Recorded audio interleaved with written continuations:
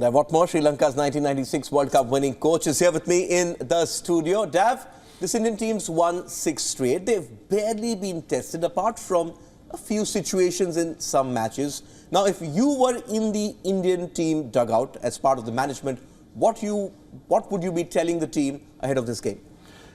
Keep winning, definitely. We definitely an option to take the cup without losing a game. And just be yourself. Just go out and enjoy your cricket. Nothing different.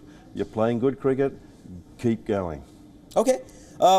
Is it time for key players to be rested? We're looking at the points table again, and there's sort of a big gap between 6 and 12. So we know you can't catch up with India. It should say qualified, but it's just a formality. So having this situation, is it time to rest key players? Because you want your best players fitting and fighting in the semi-finals. Well, the resting of players can only be determined after you have an honest chat with the individuals, and certainly there is an option to do it now.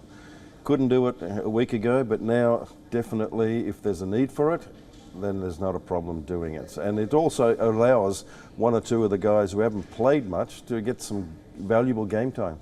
So, seeing how Fakhar Zaman came back after being dropped, we have a situation with Mohammad Shami, who's bowled fantastically, taken 9 wickets in 2 games. Mohammad Siraj, on the other hand, has been struggling a bit, been a bit expensive. Do you see India sort of benching Siraj for this game and then asking him to be fit for the South Africa game? Is there any change coming up in your predicted playing 11? No. He plays. If he doesn't play, then you have to play either another spinner or Ashwin.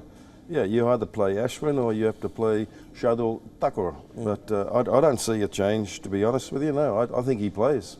Okay, that's interesting. But when do the likes of Ashwin and Ishan Kishan get a game?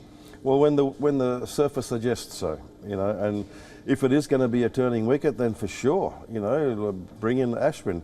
It's difficult where we're standing here to see what the conditions are like, but I would think, 3 quicks, 2 spinners. Okay, looking at Sri Lanka, it's not been the best of campaigns for them. You stay in Sri Lanka. We heard Dasuni, our correspondent there. That passion is there in every Sri Lankan. They're very proud about their cricket. How do they stop this runaway Indian train? I don't think they can. To be honest with you. That's pretty direct. No way. There's no way they can do that. They just have to try as hard as they can to sort of salvage some parts of the game, make it a little bit difficult for them if they can. But this Indian team is just so far ahead of the opposition tomorrow that, it's going to be difficult for any team, particularly Sri Lanka.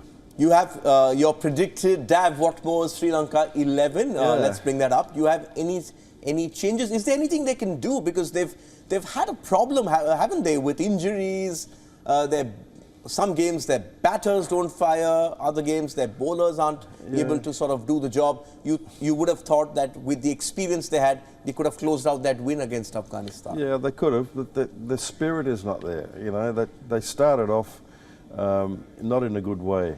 They had injuries beforehand. They've played 18 players in this tournament so far, which is more than any other team. So, they're just not in a good frame of mind, sadly. The players there are good players, there's no question, but, when you're playing well, you're gelling well, and the spirit is there, at the moment, it's a bit of an uphill battle for them. So, there's no change.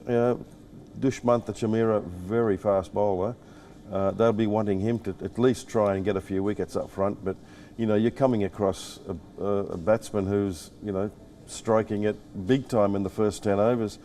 And his partner's not doing any worse either. So it's a very difficult position. I've got four pace here and 2 spinners. Okay, since you used the word battle, let's bring up your key battles that you think are going to determine this contest. Remember the last time they played a big match, a World Cup match on this very ground, Virat Kohli played that game. I don't think anyone else, Ashwin sat out of that final. So you've got Rohit Sharma, the local man, the captain of India from Mumbai. It's also the power centre of Indian cricket. The BCCI is headquartered over there.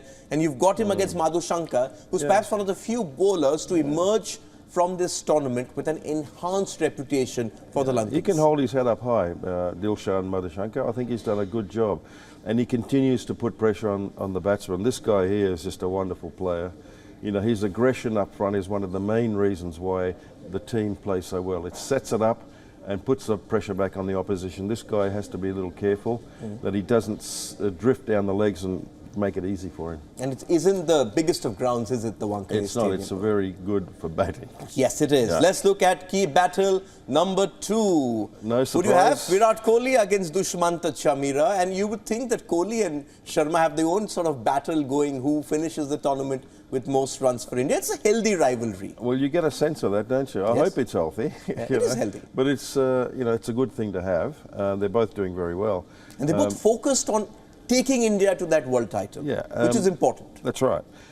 Virat Kohli has fallen foul to some pull shots as well. Short ball. Yeah, so this Dushmanta Chamira, I'm sure, would know that. The team would have discussed it.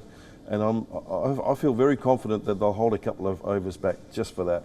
For Virat Kohli. Let's look at the next one. Who do you have? You have Shreyas Iyer, who's again a Mumbai boy, but he's not been getting runs. No, for different reason. Okay. Different reason. I put him in there, not because he's getting a lot of runs, but he's also been falling for the short ball and pulling. And he had a number of, like an hour or so practice trying to get it right yesterday.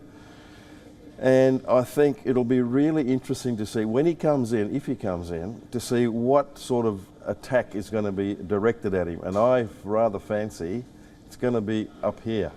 So I'm looking forward very much, whether it's Rajitha or Dushmanta Chamira or whoever, to give a few short ones to see how he handles it and whether he's improved. That's why this is a test. It is a World Cup. You've got to test the opposition batting. Let's look at the next key battle.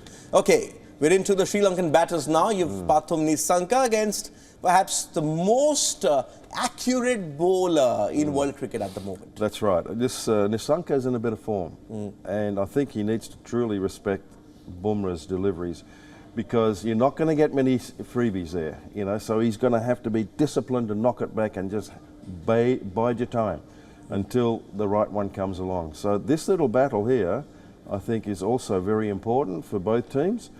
Certainly for Sri Lanka more than India. Okay, and the final one. Who do you have? You've gone with Shami Another there? good you were Jadeja. Yeah. Against Sadira Samaravikrama. Again, a find of this tournament along with Rachin Ravindra. Correct. This boy's done particularly well. He's actually grabbed the opportunity and said, I'm going to be the one to get runs as well. So he's done extremely well. Middle order batter, and I'm sure at some point he's going to be facing Jadeja.